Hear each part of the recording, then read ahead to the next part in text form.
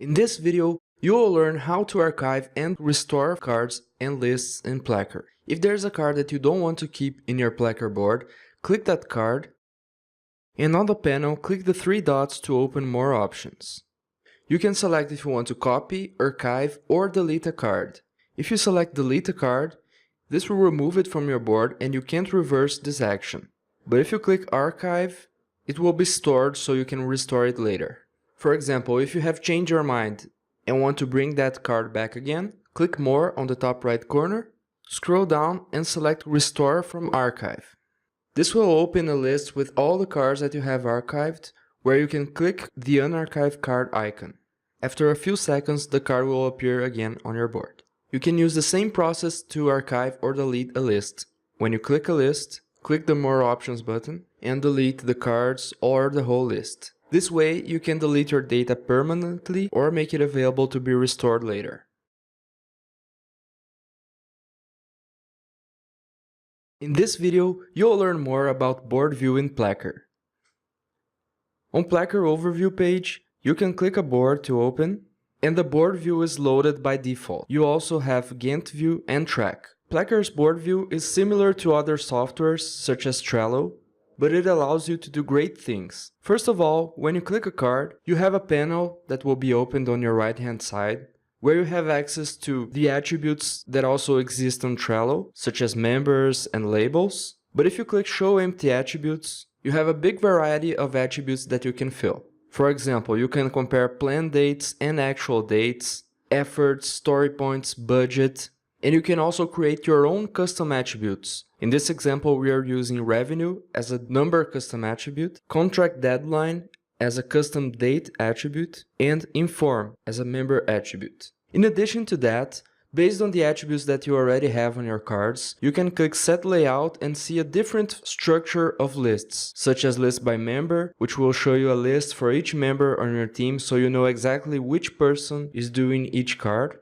or the Weekly Planner, in which you can see exactly what are the cards that are being done in each week. On Filter and Settings, you can create advanced filters and also change the layout and settings of your board. Plus, when you click More on the top right corner, you have more options such as import and export cards to your board. This way, you can add detailed information to your board to keep your team informed, and with that, generate Gantt charts and dashboards. If you want to learn more about board view and other view modes that we have in Placker, visit our Help Center and watch the YouTube channel videos. In this video, you will learn how to plan cards on your Gantt chart using Placker. On your Placker overview, when you click a board, by default this is going to take you to the board view. But on the top menu, if you click Gantt, you will access the Gantt view. The Gantt view will show you a list of cards and a timeline. The cards that have a due date will automatically appear on your Gantt chart with a 1-day duration by default, but this can be changed by planning your cards on your Gantt chart. First, let's click Set Order and select by Start Date. Now, we can click and drag a card to reflect the actual start date and make the bar longer to reflect a bigger duration. It is clear now that the research card starts on February 5th and ends on February 8th, having a 4-day duration. This can be confirmed by clicking the card and looking at the panel on your right, which shows a start date and a due date for your plan. If the card's status is set to completed, you can also change the actual dates to reflect when the task actually started and finished. The next card planning could also be changed by clicking and dragging the bar, or by clicking the bar and setting the plan dates manually. If you do this for all of your cards, it will become very visual on your Gantt chart, everything that is being done on your project and the date when it's happening. It is also possible to use the Gantt chart to reflect the progress of a card. For example, design has started on Monday and has a duration until February 20th on the following week. We can use this triangle to click and drag to reflect the status of this card so far. If you scroll down the panel, you'll see that the progress is set to 60%. Now if the status is changed from started to completed, the progress will become 100% and the color of the task will become a darker blue. And this is how you set dates and progress on your Gantt chart. In this video, you'll learn different ways to set the scale and zoom on your Gantt chart. By default, when you click Set Zoom, your project will be set by month. But if you're working on a long-term project, you can click Quarter to have a big picture of everything that's happening. However, this might not give you the detail of your cards. So if you want a view that shows you each working day of your cards, you can click Set Zoom and change to week, for example. There is also the option of selecting Fit Project Dates, which will help you find a suitable zoom for your project. There are also different settings that you can use on your Gantt chart by clicking Filter and Settings and selecting Gantt Chart Scale, which will give you the option of seeing not only the months and days, but also the number of each week. After doing that, scroll back up and click Save Changes. Now the number of the week will be shown on your Gantt chart. Also, on Gantt chart settings, you can click Auto Refresh Today, and this will help you locate the Today line on your Gantt chart if you are working on a long-term project. And this is how you set the zoom, adjust your Gantt chart scale. In this video, you will learn how to use Gantt filters and layout to group cards on Placker. When you have the attributes of your cards, you can click Set Layout and select the way you want to group your cards, such as by member, by list, or by milestone, for example. In this case, we're going to select label, and you can see that the cards on your Gantt chart now have a different color depending on the label that they have, and they are also grouped by manufacturing, finance, and marketing, which are the labels that we have set. This will help you make your Gantt charts more organized. You can also click Set Layout and list them by milestone or by member, which will show you the list of cards by member, which can cause some cards to be repeated. For example, planning is done by both Sam and Sarah. The same result could be achieved by clicking Filter and Settings, scrolling down and selecting Gantt Chart Layout and Order. Here you can set the first level and the second level of your board, which in this case we have set as member. It is also possible to set the second level to no second level, showing all the cards on the same group ordered by end date or start date. After making any change, scroll back up and click Save Changes. This will make it easier to locate the information that you need on your project, if you are evaluating the members, the labels, or the status of your cards. In this video, you will learn how to show additional columns on your Gantt chart. You can see the columns next to your list of cards by clicking the plus/minus sign, and this will open some columns to your Gantt chart. There are many attributes that you can show next to your list of cards, for example start, end, duration, and if you want to show more columns, you can click Filter and Settings, scroll down and click Gantt chart attribute columns, which will give you a list of all the attributes that you can show. In this case, we would like to see the progress and also the members that are assigned to the cards. After selecting those items, we can scroll back up and click Save Changes, Refresh Gantt. Now if you click away from the Filter and Settings panel, we can see the percentage of the progress of each card and also a list of members, which in this case will show the initials of the members of each card so it doesn't become too big as a column. And this information will also appear if you export your Gantt chart. That's why it's very important to select only the relevant information to appear on your Gantt chart. In this video, you'll learn how to show and manage checklists on your Placker Gantt chart. The Placker Gantt chart will show you a list of cards, and if a specific card has a checklist, or if you would like to break it down into smaller tasks, you can click the card and on the panel scroll down and add a checklist to the card. For example, on this testing card, we would like to set a checklist and create test 1, test 2, and test 3. Now if you look at the list of cards, there is a plus sign next to testing, and if you click this plus sign, you will see the checklist with test 1, 2, and 3. In case the checklist was not appearing on your Gantt chart, you could click Filter and Settings, click Gantt Chart Visuals, and make sure that Show Checklists on Gantt is checked, and then Save Changes.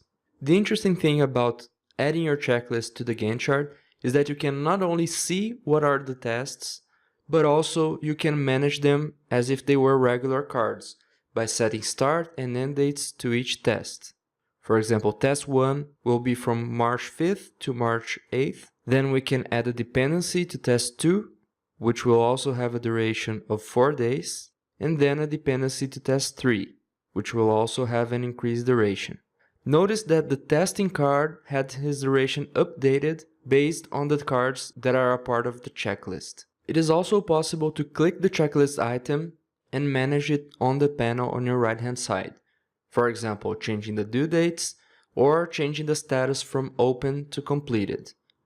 In this case, we have test 1 completed to 100%, and the progress of the testing card was automatically updated to 33%. And this is how you manage your checklist items on your Gantt chart.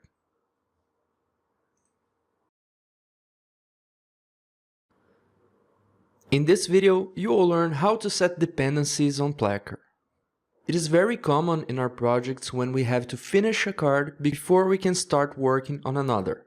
So for example, in this case, we have a card named Research, where we're going to make a research about our product, and then we're going to start our planning. So if the research card is only going to finish on Friday, February 8th, we can only start working on planning after that. So it's not right that we can start it on Wednesday, February 6th. To reflect this dependency, we could manually change the date, but the most accurate way is to create a dependency by hovering the mouse over research, which is the predecessor task, and this will show us a circle right next to it showing the end of the card. We can click the circle and drag it to a circle next to the start of the planning card. When we drop the mouse, this will automatically create a dependency, which is highlighted by an arrow. This makes it clear that we can only start working on planning after we finish research. So as we are finishing on Friday, February 8th, we can only start working on planning on Monday, February 11th. This is because we are skipping the weekend because it's a non-working day, but this can also be set in a different way if you would like that. We could do the same process if we wanted to start design only after we finished planning, by clicking and dragging and creating this dependency. If you want to remove or change the details of a dependency, you can click the orange arrow and this will open a pop-up in which you can keep a duration in between the two cards. For example, we're going to finish the planning card and leave 2 days in between, and then we're going to start design. It's also possible to change the color of the dependency to highlight information. There's another type of dependency called start to start. So for example, we have prototype, which could have 3 days for duration, and we want to start prototype card on the same day as we start the design card. So we could hover the mouse and drag the circle from the start of the card instead of finish. And then we're going to drag on prototype. Now we can drag prototype to start on the same day as design, but not before. If we set it to start before, it will automatically start on the same date. Because to start working on prototype, design should also have started. You could create the links to all your cards, and this will keep your project much more organized and reflect any changes or delays that might happen along the way, so the cards will automatically be rescheduled if that happens. And that is how you set dependencies using Placker. In this video, you'll learn how to use Gantt auto-scheduling in cards.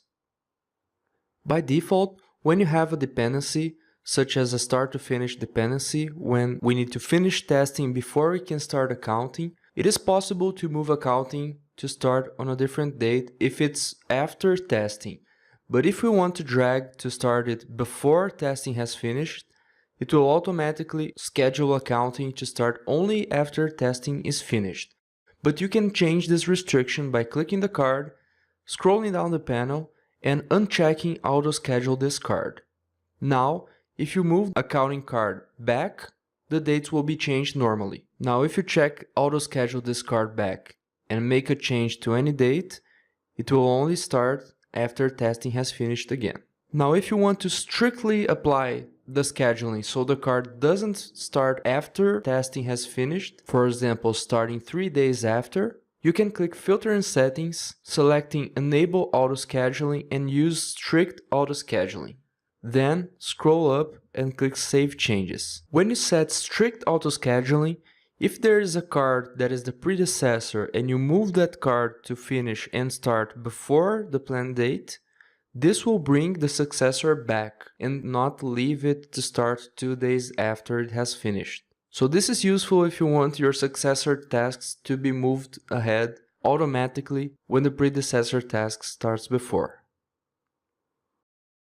In this video, you'll learn more about Gantt working days and hours in Placker. Placker has some predefined settings, such as working days from Monday to Friday and working hours from 9 a.m. to 5 p.m.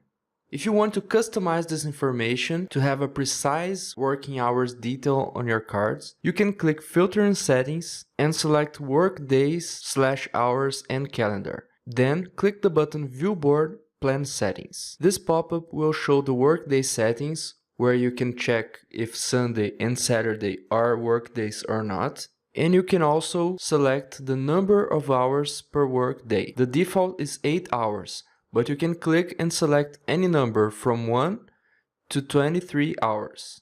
Notice that the start of the workday is set to 9 a.m., but you can also change this information. If you don't want to use work hours to plan your tasks, you can uncheck this button and save your changes. In this case, a day will be considered as a 24 hours day. And if you plan a card with 24 hours, this will count as 1 day instead of 3 days if you use 8 hours working days. In this video, you'll learn how to manage effort ratio in Placker. To keep our project on track, it is very important to know precisely which are the cards that are behind schedule or ahead of schedule, identifying if there will be any delay and taking corrective actions to meet your deadlines. The effort ratio is a valuable indicator when tracking your cards. To see the effort ratio of your cards and your board, first of all, click Filter and Settings, scroll down and select Gantt Chart Attribute Columns and enable Effort Ratio column. Scroll back up and click Save Changes. Now there is an effort ratio column indicating the number 1 for all of the cards. This means that the project is exactly on schedule for all of the cards. If the effort ratio was above 1, this would mean that the card is delayed, or if it was lower than 1, the card would be ahead of schedule. Let's see how this works. We have a card called Planning, which has a duration of 4 days, because it starts on February 14th and finishes on February 19th. Considering that Saturday and Sunday are non-working days, we have to work on planning Thursday, Friday, Monday, and Tuesday. 4 days, that is 32 hours of work, considering 8 hours per day. Suppose that today is February 16th and we're exactly in the middle of this card. So by now we should have done 16 hours of work, or 50% of the card, and the other 50% will be done the next week. In this case, 50% is exactly the progress of this card, so our effort ratio will be 1. In case we were delayed with this card and we hadn't done 50% of the progress, if we had done, for example, 25% of the progress, notice that 25% has automatically changed the progress of the card, but the effort ratio hasn't changed yet. This is because when you want to update your effort ratio, you have to click Check Plan, click Check Effort Ratio, and click Calculate Effort Ratio in a time from now. Now, the effort ratio was updated to 1.5. indicating that there is a delay on planning. We also have the effort ratio of the whole project, that is 1.03, which means that the project is a little bit delayed. Now, considering that we had the opposite situation, if planning had more than 50%, if it was almost finished, so 90% of the progress, this means that the card is ahead of schedule, and so if we click Check Plan and calculate the effort ratio again, now we see that the effort ratio for this card is 0.2. That is, it is ahead of schedule. and the overall effort ratio of the whole project has also been recalculated for 0.95 effort ratio. If you click overall effort ratio, you will see details of hours for planned, completed, and required to complete effort, and the effort ratio distribution, showing which are the values for the cards that are maximum, minimum, mean, and median value for effort ratio. That is, the cards that are the most ahead of schedule and the cards that have the biggest delay. To know more about effort ratio and see details of the equation that calculates this indicator, visit our help center where you can find articles that looks into this indicator in depth. In this video, you will learn how to manage milestones in the Gantt chart when using Placker. We have a product development board, which could be divided into phases, and these phases can be set by using milestones. To set the milestones, double-click the title of your board and click the Milestones tab. Here, we have two milestones that we have defined before that are preparation and production, where preparation goes from February 1st to February 15th, and is blue, and production goes from February 16th to February 28th and is orange. Now let's close this window and see different ways of viewing the milestone in a Gantt chart. One of the ways is by clicking Set Layout and selecting List by Milestone. Now you see that the cards are now grouped in milestones, for example preparation and production, and the color of the cards are exactly the color of each milestone. The milestones are also represented by the bars, showing the size and the dates of the milestones depending on the cards that are assigned to it. If you want to use Set Layout to reflect a different information, for example list by label, but you still want to see the milestones on your project, then you can use Filter and Settings and click Gantt Chart Visuals, selecting Show Milestones on top.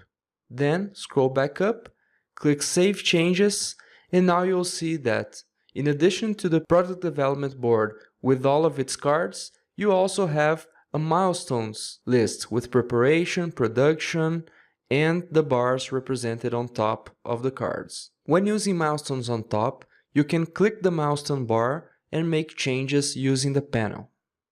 You can also click the plus sign next to milestone to create a new milestone by using the Gantt chart. For example, creating a launching phase milestone. Another option is to click Filter and Settings, uncheck Show Milestones on top and check Show Milestone Markers, scroll back up, click Save Changes, and now we can see that we have a line for preparation and a line for production with its respective colors. Notice that this also depends on the dates in which the milestones end. For example, preparation on February 15th and production on February 28th. This way, you can use the layout of your board in a different attribute while still being able to view the milestones on your Gantt chart. In this video, you'll learn how to use Check Plan in Placker. Usually, when we have a project that is already in execution phase and we want to track if the cards have started and finished behind or ahead of schedule, the planned dates and the actual dates might be very different. In this example, we have a product development board with 6 cards, and the 2 first cards, research and planning, have already been finished, where the planning card was supposed to be finished only 3 days after today. That is, planning card is ahead of schedule. So if we want to compare the planned and actual dates, you can click the card to see planned and actual dates, or you can click Check Plan and select if you want to show your Gantt chart by planned dates or actual dates, or click Show Actual Dates to see both information on the same chart. By selecting this option, we can see that planning has an actual finish date set to February 12th. To get detailed statistics and make changes on your planned dates based on your actual dates, you can click Check Plan and select Check Planning.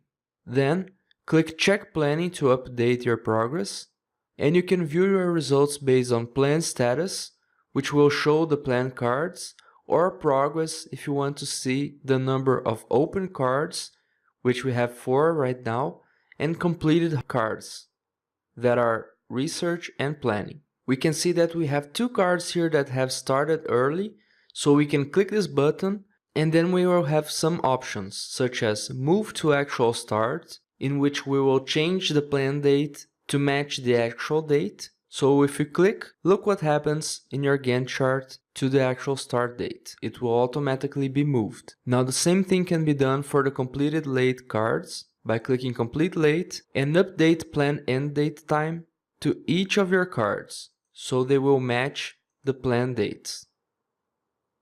By doing this, we have automatically set the plan date to be the same as the actual date for these 2 cards if you want this information to be changed in your Gantt chart. You can also make automatic changes to the dependencies by clicking dependencies, scrolling down, and selecting replan conflicts back to back, or delete all your dependencies. And this is how you use check planning to view and make changes to your planned and actual cards. In this video, you'll learn how to set or update a baseline snapshot in Placker. To be able to see the planned and actual dates of your cards on your Gantt chart, and also identify if there was a delay or if the cards are ahead of schedule, it is very important to save a baseline when you have finished your planning, so we have a comparison base after we have the tracking information. So in this example, let's suppose that we have just finished our planning and we didn't start the execution phase yet. So we're going to click Check Plan, select Check Baselines, and click Create New Baseline. We're going to name this Baseline 1 because we can create more than one baseline to this project. Click Save, and now we have this Baseline 1 selected, which will show us the dates of the planned cards. Now click Close Panel, and if we make any changes to reflect the actual status of each card, for example, let's say research had a delay and didn't start on February 2nd. Instead, it has only started on February 5th. Notice that the blue bar will be updated, but the gray bar, which stands for the baseline, will continue on February 2nd. We can also change the duration of research. Suppose that there was an even bigger delay here. The planning card has also started only on February 8th, but it didn't take until February 14th. Instead, it took until February 18th to be completed. So, as you have seen, we have a big delay on this project, and this can be easily seen when we compare the blue bars, which are on the right of the gray bars, which are the baselines. In case you want to make any change to this baseline, you can click Check Plan, Check Baselines, and create a new one, so you can compare 2 different moments, or you can hide the baseline if you don't want to see this information right now. Then, close the panel, and you will be back on the regular Gantt chart view. In this video, you'll learn how to export a Gantt chart in Placker. So after you have updated your plan and made any customizations that you might need, for example setting a layout, changing order, adding columns, or changing the zoom, you are set to export your Gantt chart if you want to share it with somebody who doesn't have a Placker account. And to do this, click Export and select one of the available formats: PNG, PDF, iCal, MS Project, or raw data. In this example, we're going to use PDF. Then you will be asked which is the planned start date and planned end date that you want to be printed on your exported PDF Gantt chart. If you want to show, for example, only a part of your project, you can add information in your header and footer. You can highlight selected tasks and then export your Gantt chart. After a few seconds, you will be able to see your Gantt chart in PDF format. Now your file is ready to be sent by email or printed so you can put on your wall. And this is how you export a Gantt chart to other formats using Placker.